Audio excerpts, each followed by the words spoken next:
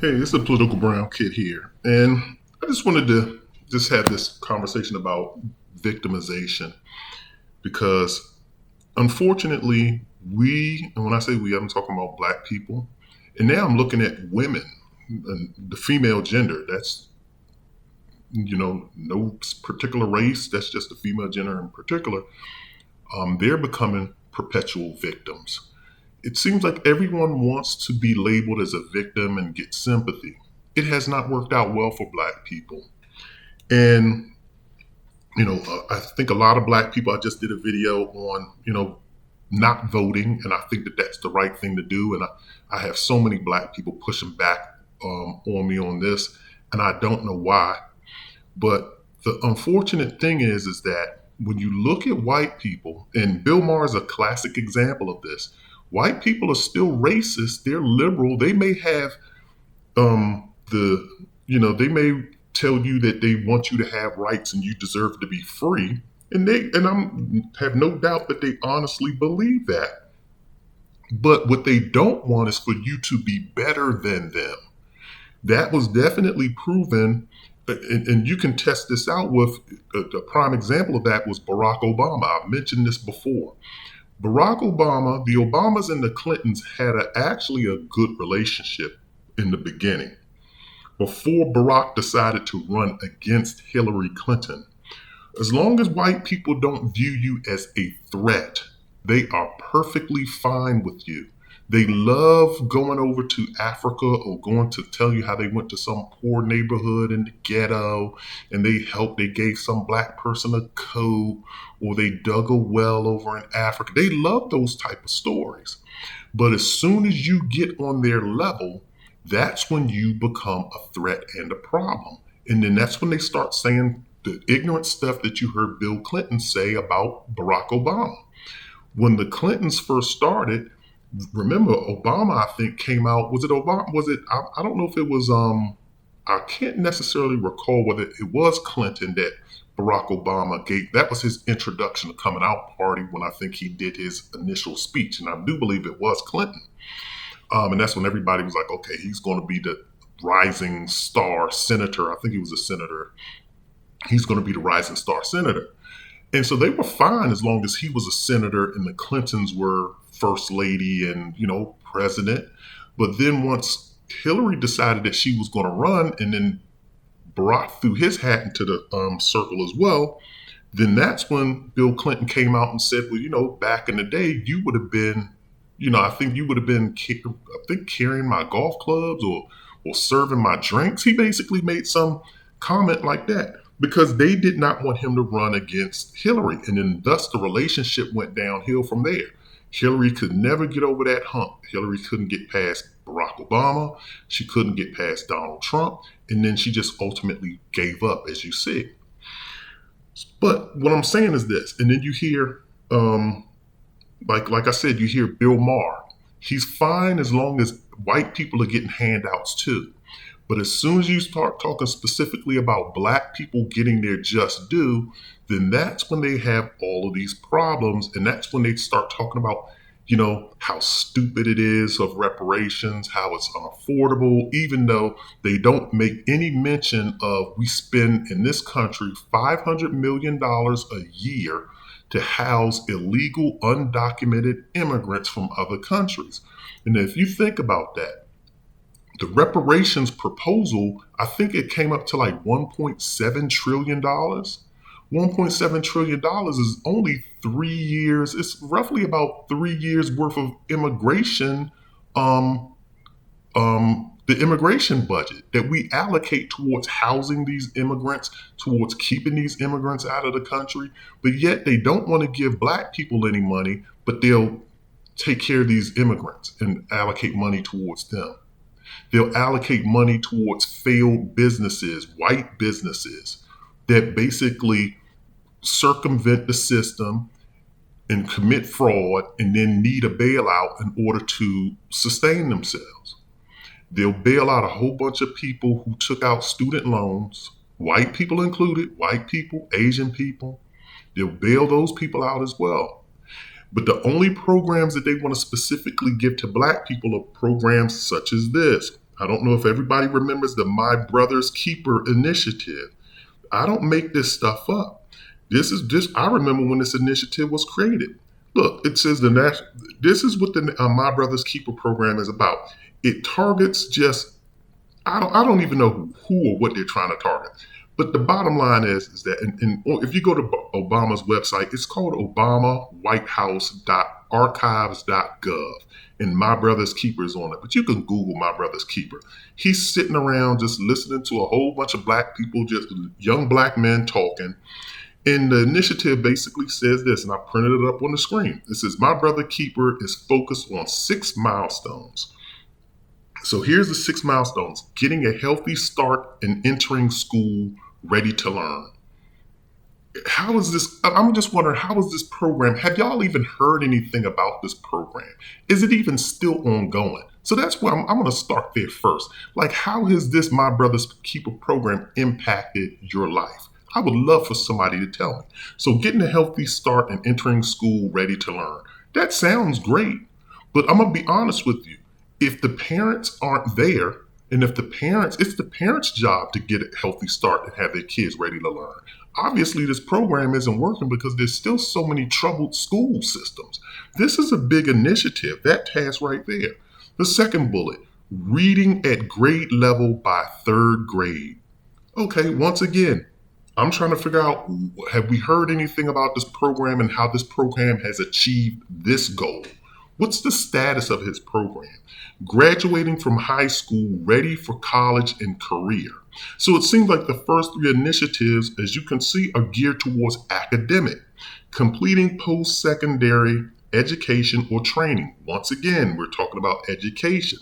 Successfully entering the workforce. Now they're transitioning from education to the workforce, and then it's keeping kids on track and giving them second chances.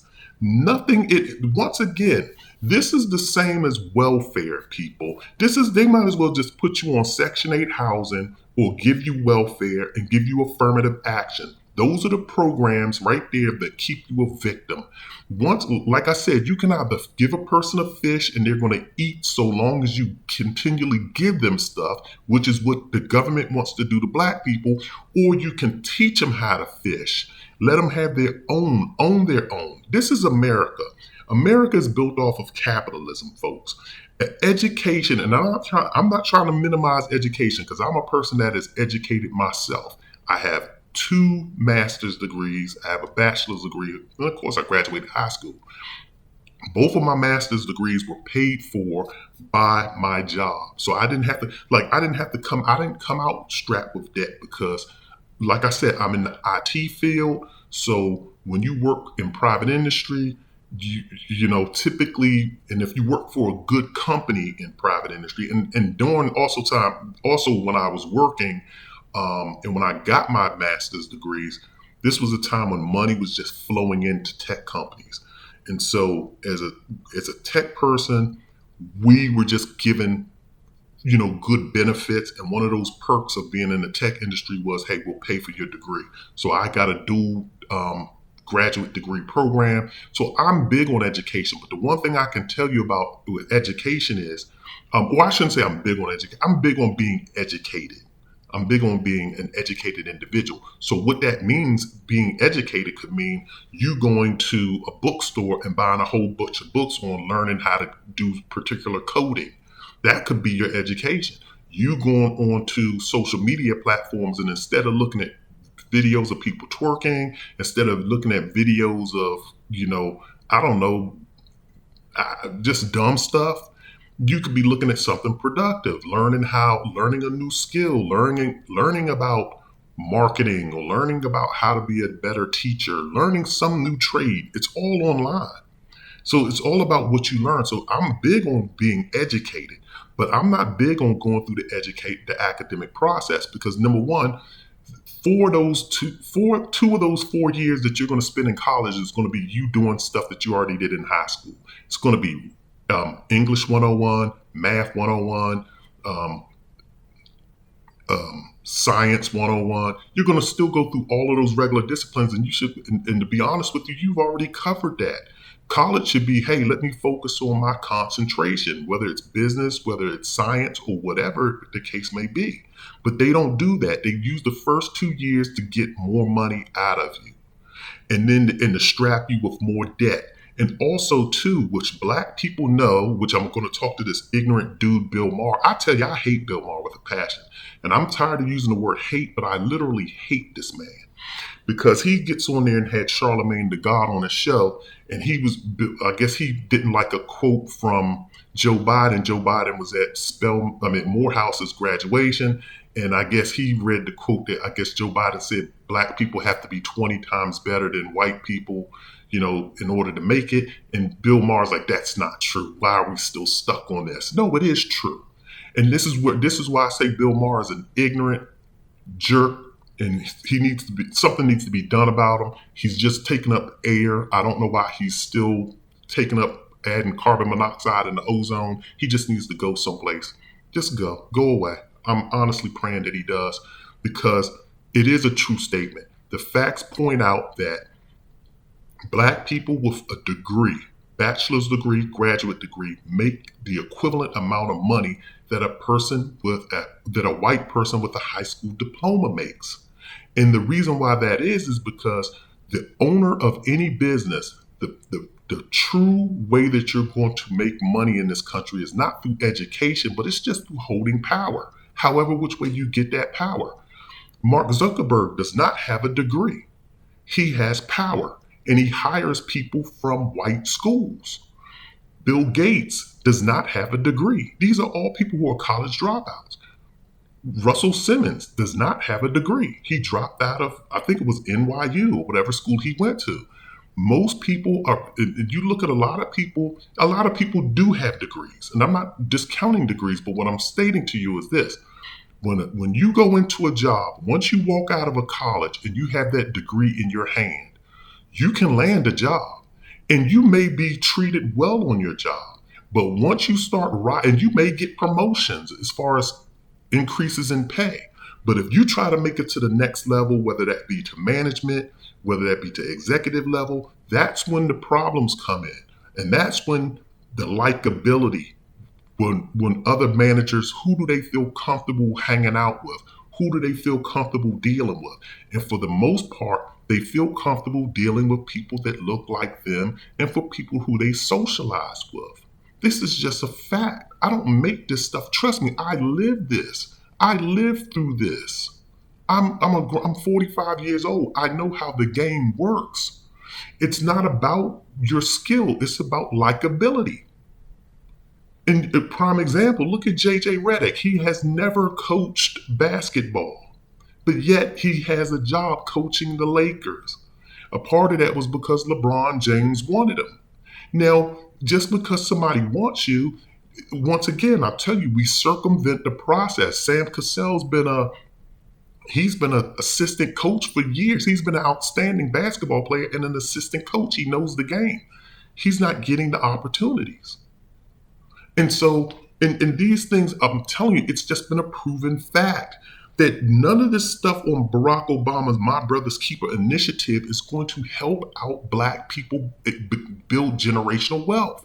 Whereas on his My Brother's Keeper, what he should be targeting is, where are all of my middle class blacks or even upper class blacks? Where are those blacks at? If those blacks have a business, let's target those. If he wants to have a My Brother's Keeper program, this was what I would have respected Obama if he did this.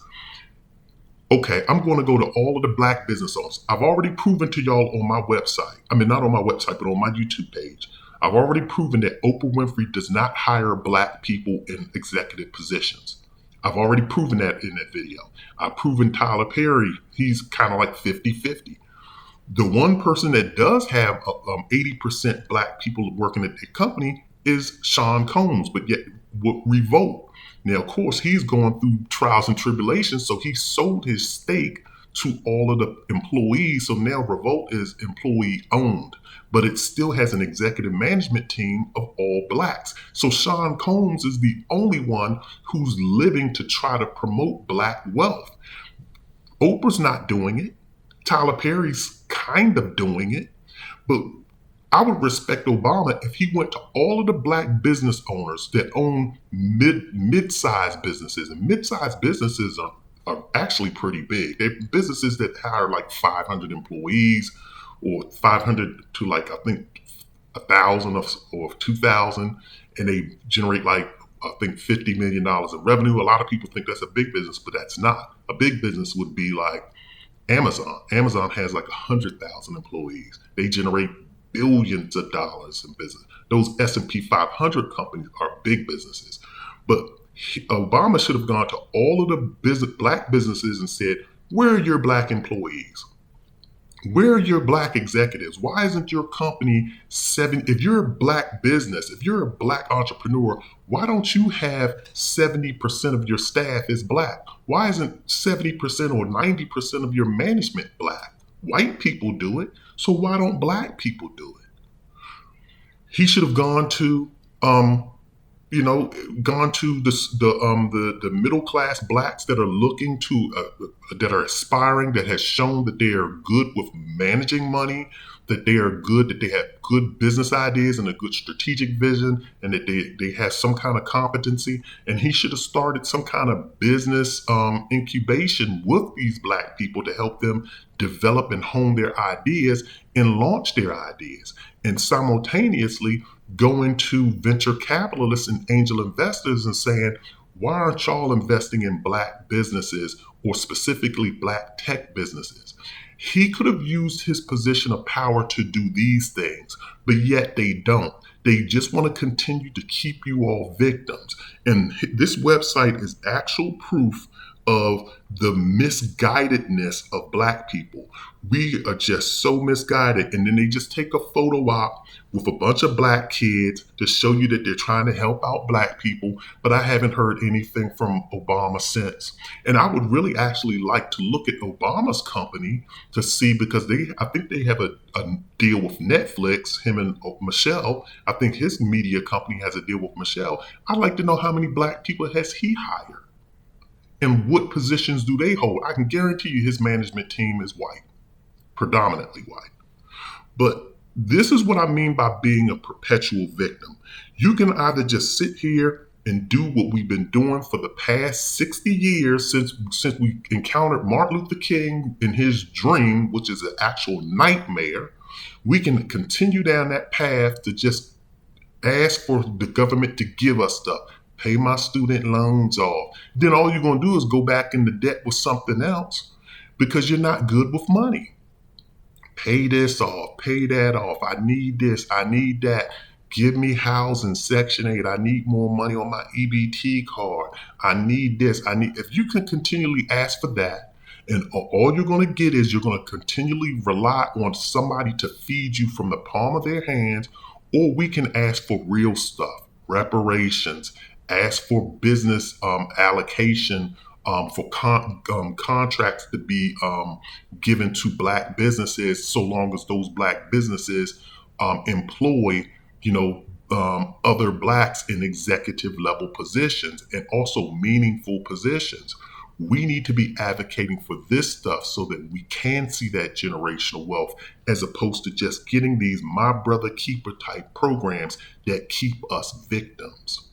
And the reason why I brought up women is because I'm seeing a lot of the women, white women particularly, they have created this narrative that they're victims, that they're scared of men, scared of life, that they get treated so badly. And instead of someone holding them accountable, because when people hold you accountable, that's when you have to say, I have to perform. When somebody holds you accountable to say, well, what was your role in XYZ in the process or in the situation? And when people start pointing out that what you failed to do, then you know that you can't just play the victim card and just somebody's just going to give you a pass and, everybody's going to blame the other person. But when people start looking down on you and shaming you for your inabilities or for your deficiencies as a human being, that's when you make progress. I've heard the saying before that if you're in a position where you're comfortable, you're not growing. The only place you grow is when you're uncomfortable. And that's where you need to be. You need to be uncomfortable. You need to be held accountable. You need to be doing internal reflection on yourself to see where your failures are and where you can improve. And then also too, you need to be aligning yourself with other individuals to collaborate so that you can move ahead and move forward in life. But also, we do need the assistance from people like Obama, from people like that are in positions that can make legislative change for us. And a part of those legislative changes would be reparations, in my personal opinion, because you have a lot of blacks, particularly myself, that we can use that money and we can use that money for good and not do what a lot of people think that black people are going to do with it. So I just wanted to put that out there. Once again, this is the Political Brown Kid. I definitely would love to hear your opinion on this situation. So drop your comments in the comment section. Also hit the like and subscribe button. This is the Political Brown Kid. I'm out of here.